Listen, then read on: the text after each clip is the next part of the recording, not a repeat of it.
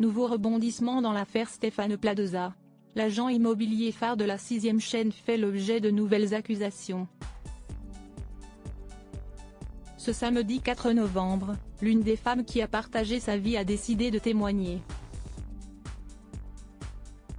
Sans tabou, elle s'est livrée dans un entretien accordé aux Parisiens sur sa relation amoureuse avec l'acteur de 53 ans, confiant ses excès de fureur et de violence, afin qu'il n'y ait pas d'autres victimes.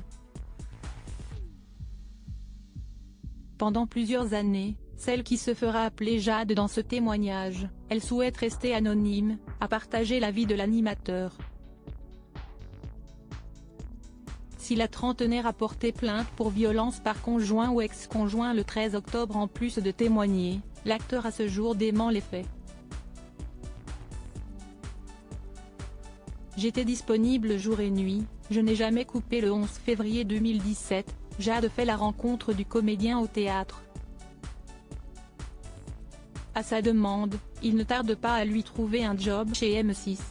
Très vite, Jade travaille pour ses émissions et, entre les deux, une histoire intime commence. Les rencontres aux familles respectives se font dans la foulée, et Jade bosse comme une dingue sans prendre de week-end ni de vacances pendant 5 ans.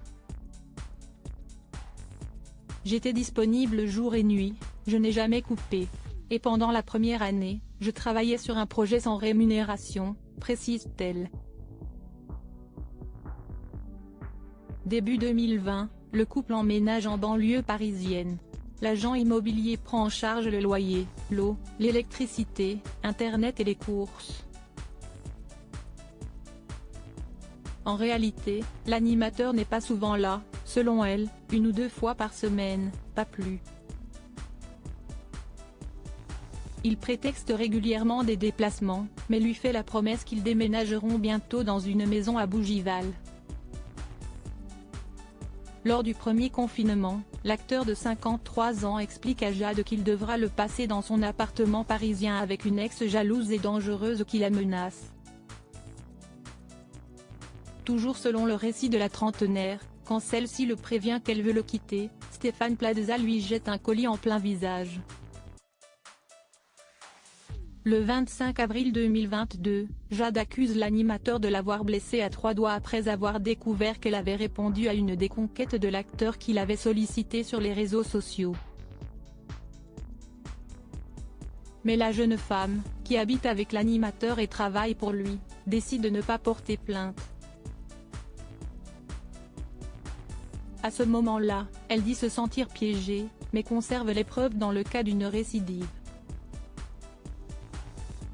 En mai, elle met toutes les preuves entre les mains d'un huissier, avant d'arrêter son emploi aux côtés de l'animateur en août.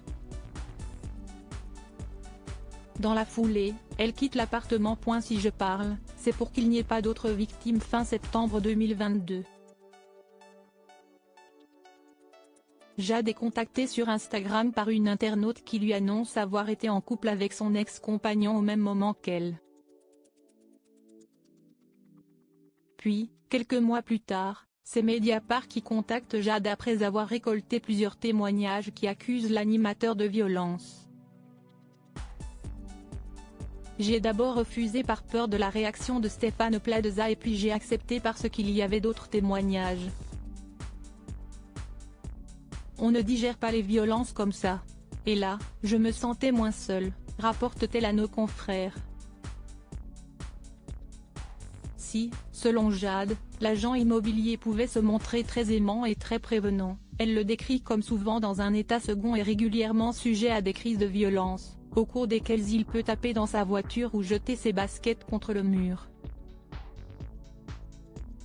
Celle qui se dit blessée par les manifestations de soutien envers l'animateur a aujourd'hui refait sa vie, et affirme n'avoir rien à gagner dans cette histoire. Elle rappelle, si je parle, c'est pour qu'il n'y ait pas d'autres victimes. Article écrit en collaboration avec 6 médias. Crédit photo, Patrick Bernard.